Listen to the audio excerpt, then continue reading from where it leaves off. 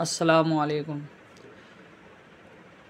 تعلیم الاسلام کا دوسرے حصے کا دوسرا شعبہ چل رہا تھا، اس میں آج کا سبق ہے غسل کا بیان۔ آج ہم غسل کے بارے میں پڑھیں گے، کس طرح غسل کرتے ہیں۔ تو چلیے شروع کرتے ہیں۔ بسم اللہ الرحمن الرحیم۔ سوال: بڑی نجاست حتمی یعنی حدث اکبر اور جنابت سے بدن پاک کرنے کا کیا طریقہ ہے؟ جواب: حدث اکبر یا جنابت سے بدن غسل کرنے سے پاک ہو جاتا ہے۔ سوال: غسل کسے کہتے ہیں؟ جواب: غسل کے معنی ہیں نہانا، مگر نہانے کا شریعت میں ایک خاص طریقہ ہے۔ سوال: غسل کا کیا طریقہ ہے؟ جواب: غسل کا طریقہ یہ ہے کہ اول دونوں ہاتھ گھٹنوں تک دھو، پھر استنجا کرو اور بدن سے حقیقی نجاست دھو ڈالو۔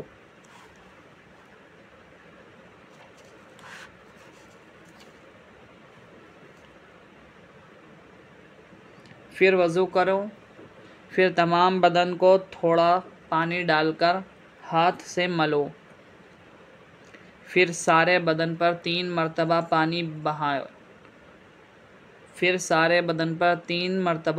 بہائیں، کلی کریں، ناک میں پانی ڈالیں۔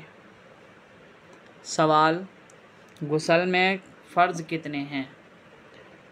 جواب: غسل میں 3 فرض ہیں: کلی کرنا، ناک میں پانی ڈالنا، تمام بدن پر پانی بہانا۔ سوال: غسل میں سنتیں کتنی ہیں؟ جواب: غسل میں 5 سنتیں ہیں۔ نمبر 1: دونوں ہاتھ گھٹنوں تک دھونا۔ نمبر 2: استنجا کرنا اور جس جگہ بدن پر نجاست لگی ہو اسے دھونا۔ نمبر 3: ناپاکی دور کرنے کی نیت کرنا۔ نمبر 4: پہلے وضو کر لینا۔ نمبر 5: تمام بدن پر 3 بار پانی بہانا۔ موضوع پر مسح کرنے کا بیان۔ سوال: کس قسم کے موضوع پر مسح کرنا جائز ہے؟ جواب: 3 قسم کے موضوع پر مسح جائز ہے۔ اول: چمڑے کے موزے، جن سے پاؤں ٹخنوں تک چھپے رہتے ہیں۔ دوسرے: وہ اونی سوتی موزے جن پر چمڑے کا تلا لگا ہوا ہو۔ تیسرے: وہ اونی سوتی موزے جو اس قدر موٹے اور گاڑھے ہوں کہ خالی موزے پہن کر 3-4 میل راستہ چلنے سے نہ پھٹیں۔ سوال: موزوں پر کب مسح جائز ہے؟ جواب: جب وضو کر کے یا پاؤں دھو کر موزے پہنے ہوئے ہوں، پھر وضو ٹوٹنے کی حالت میں موزے پہنے ہوئے ہوں۔ سوال: ایک دفعہ کے پہنے ہوئے موزوں پر کتنے دنوں تک مسح جائز ہے؟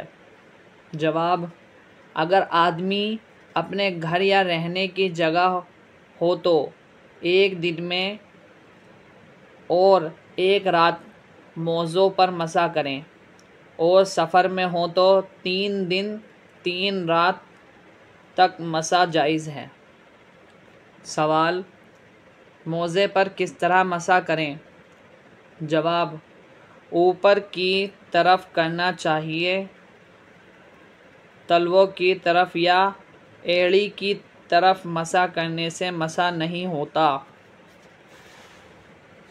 سوال: وضو اور غسل دونوں میں موزوں پر مسح جائز ہے یا نہیں؟ جواب: وضو میں موزوں کا مسح جائز ہے، غسل میں نہیں۔ سوال: مسح کس طرح کریں؟ جواب: ہاتھ کی انگلیوں پانی سے بھگو کر 3 انگلیاں پاؤں کے بیچ پر رکھ کر اوپر کی طرف کھینچیں۔ انگلیاں پوری رکھیں، صرف ان کے سرے رکھنا کافی ہے نہیں۔ سوال: پھٹے ہوئے موزے پر مسح جائز ہے یا نہیں؟ جواب: اگر موزہ اتنا پھٹ گیا ہو، پاؤں کی 3 چھوٹی انگلیوں کے برابر پاؤں کھل گیا یا چلنے میں کھل جاتا ہے تو اس پر مسح جائز نہیں، اور اس سے کم پھٹا ہو تو جائز ہے۔ جبیرہ پر مسح کرنے کا بیان۔ سوال: جبیرہ کسے کہتے ہیں؟ جواب: جبیرہ وہ لکڑی ہے جو ٹوٹی ہڈی درست کرنے کے لیے باندھی جاتی ہے، مگر یہاں جبیرہ سے وہ لکڑی یا زخم کی پٹی یا مرہم کا پھویا جو کچھ بھی ہو مراد ہے۔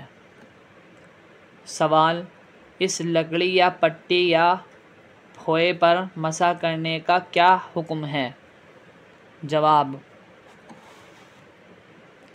اگر اس لکڑی یا پٹی کا کھولنا اور پھوئے کا اکھاڑنا نقصان پہنچائے یا سخت تکلیف ہوتی ہو تو اس لکڑی اور پٹی اور پھوئے پر مسح کر لینا جائز ہے۔